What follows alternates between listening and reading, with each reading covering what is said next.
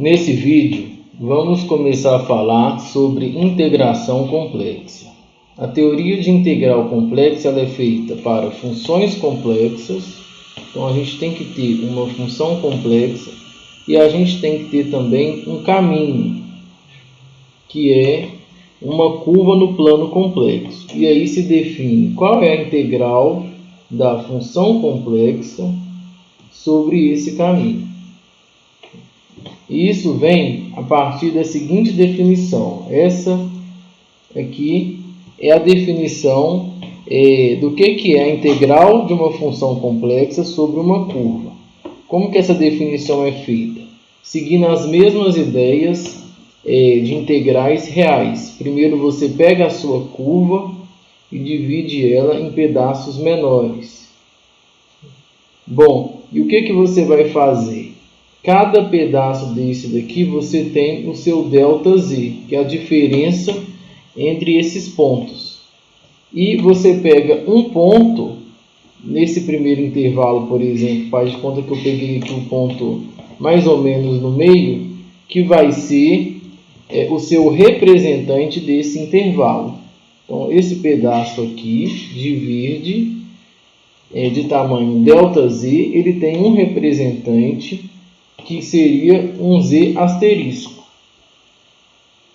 O que eu vou fazer? Eu vou pegar a imagem desse Z asterisco e vou multiplicar por ΔZ. No cálculo real, isso daqui daria uma área de um retângulo. Você pega a base e multiplica pela altura, só que você está fingindo que todo mundo que está naquele pedaço tem a mesma altura. Você faz uma aproximação por retângulos. Depois, qual que é o próximo passo? Você faz um somatório disso para todos os intervalos. E depois, o que você faz? Você faz o tamanho dos intervalos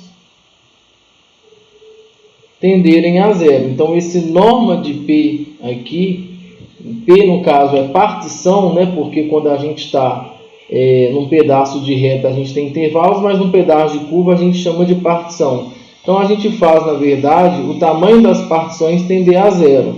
Na prática a gente está aproximando, somando áreas de vários retângulos e fazendo a largura de cada retângulo tender a zero, para esses retângulos ficarem bem fininhos.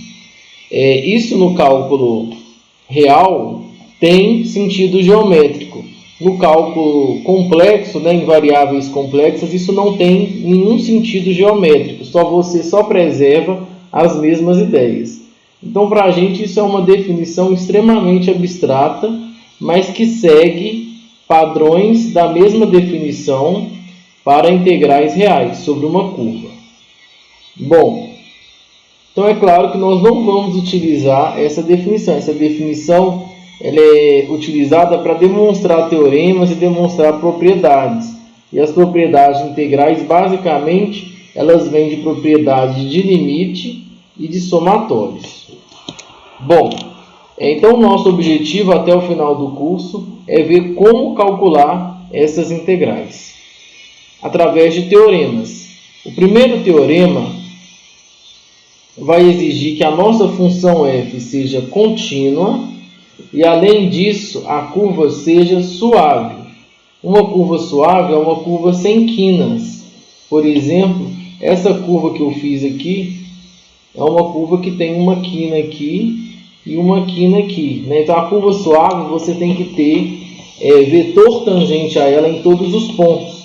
E quando tem quina, não tem vetor tangente. Bom, e além disso, você tem que ter uma parametrização para a sua curva. Então, a parametrização da curva, você consegue descrever a sua curva em termos de uma única variável real t, que está presa entre dois números reais. E a partir daí, você tem uma receita para você fazer o cálculo dessa integral. Então, nós vamos ver como que essa receita funciona. Esse vai ser o primeiro teorema. A única exigência é que a função complexa seja contínua, ou seja, não exige que ela seja analítica. Nós vamos ver que quando a função complexa for analítica, os teoremas são muito melhores. Então, nesse caso, basta que a função seja contínua. E, além disso, você tem que ter uma curva suave, ou seja, uma curva que não tem quinas, e que você consiga parametrizar essa curva. Bom, então vamos ver como que a gente vai usar essa fórmula em dois exemplos. Primeiro, fazer o cálculo dessa integral. Então, a minha função é f de z igual a conjugado de z. E minha curva, ao invés de escrever ela geometricamente, ele descreveu através de equações. Ele falou que x é igual a 3t, y é igual a t2 e o t está entre 1 e 4. Então, na verdade, ele deu para a gente a parametrização da curva. Usando a notação do teorema, a parametrização é z de t igual a x, que é igual a 3t, mais i vezes y, que é igual a t2, com t maior ou igual a 1, menor ou igual a 4. Bom, o que essa fórmula vai dizer? Vai dizer que integral da função complexa sobre a curva C é igual a integral A e B, são os limites da parametrização da curva. Então, é menos 1 até 4. Bom, e aqui a gente tem f de z de t. Então, eu vou jogar z de t no lugar de z. Então, o que seria, antes de substituir, eu vou fazer aqui embaixo, f de z de t.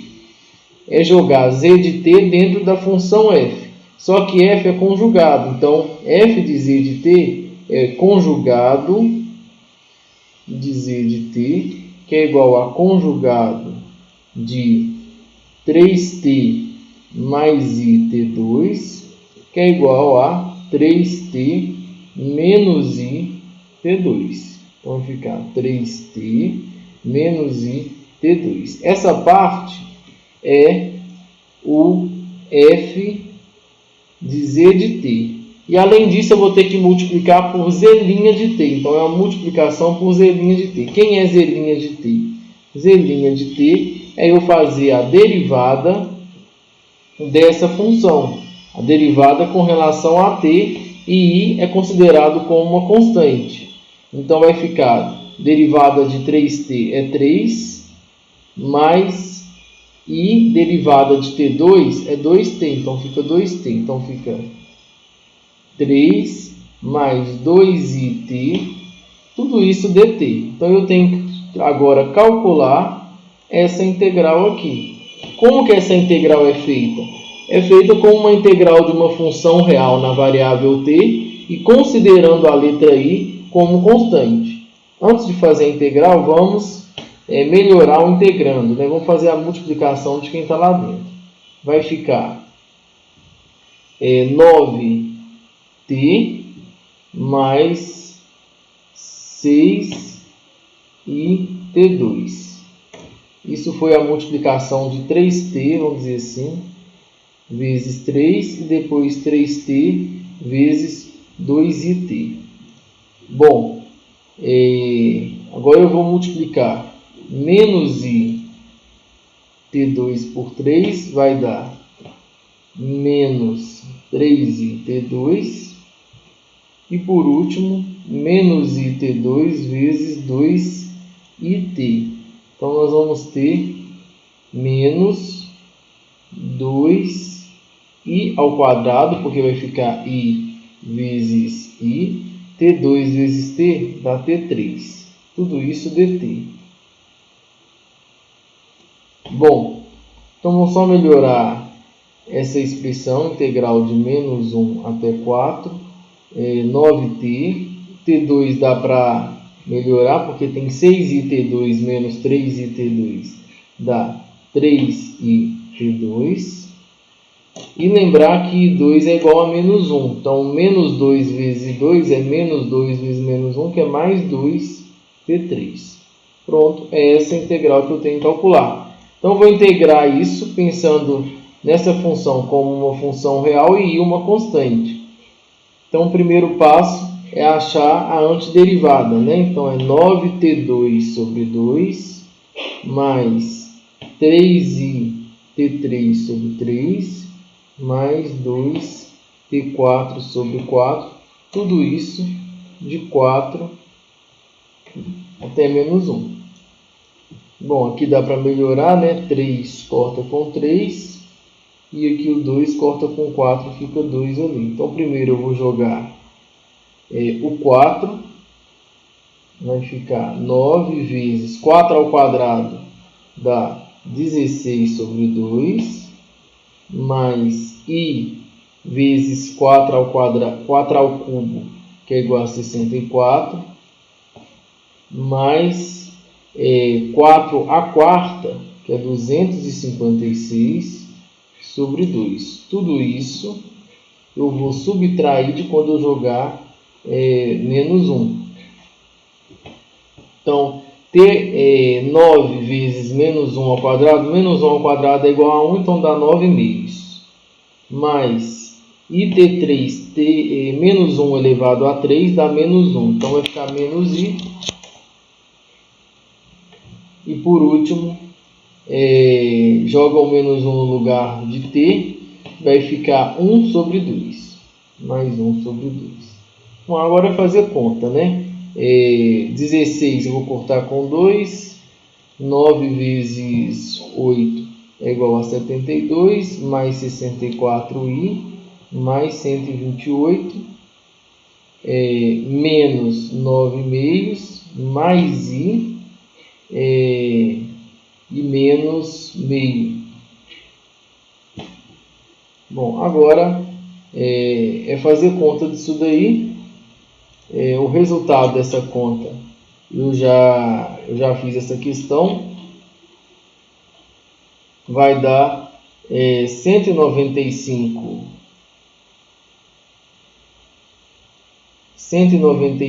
mais 65i. 195 mais 65i. Pronto. Então tá aí o cálculo dessa integral. Esse número, que é o resultado dessa conta, como eu disse, ele só tem sentido relacionado à conta, mas ele não tem nenhuma interpretação ainda, né? As aplicações das integrais complexas, elas são dentro da própria matemática, as integrais aparecem na hora de resolver uma conta no meio do caminho, e existe também aplicações na teoria de campos de vetores, que nós vamos ver mais para frente. Bom, vamos ver mais um exemplo. Nesse exemplo, a integral apareceu com esse círculo, né? Isso quer dizer que o caminho ele não é um caminho aberto, ele é um caminho fechado. E além disso, o caminho ele é fechado com orientação positiva, né? Então, calcular a integral de 1 sobre z sobre o caminho c, essa bolinha aqui indica que o caminho ele é fechado, e além disso que a orientação é positiva. Onde C é o círculo. Aí a parametrização do círculo unitário. O círculo unitário pode ser parametrizado da seguinte maneira: z de t, aí o x é igual a cosseno t mais i seno t, com t entre 0 até 2π. Ao invés de trabalhar com essa expressão, é melhor trabalhar com essa expressão, e elevado a it, porque e elevado a it é justamente cosseno t mais i seno t. Então, a parametrização do círculo, se permitir usar números complexos, é e elevado a it com t entre 0 e 2π. Essa é a parametrização do círculo unitário, considerando o círculo unitário com sentido orientação positiva, né? Então, é o círculo unitário orientado no sentido positivo trigonométrico. Bom, mas para a gente é só fazer conta, né? Então, o teorema, a função ela é contínua em cima do caminho, né? A função 1 sobre z só é descontínua na origem, mas o caminho não passa na origem. Então, nós vamos usar a fórmula que a gente tem. A gente vai fazer a integral de a até b de f de z de t multiplicado por z' de t dt. Bom, Então, no nosso caso, como que vai ficar a conta? Z de t já foi dado. O que seria f de z de t? Nós vamos precisar. Eu jogar z de t no lugar de z. Vai ficar 1 sobre e elevado a it. Que na verdade é e elevado a menos it pela propriedade de exponencial complexa. Além disso, nós vamos precisar de z' de t. A gente pode derivar a exponencial. Derivada de e elevado a it com relação a t é i, que é a constante, e elevado a it. Pronto. Então, agora é só usar a fórmula.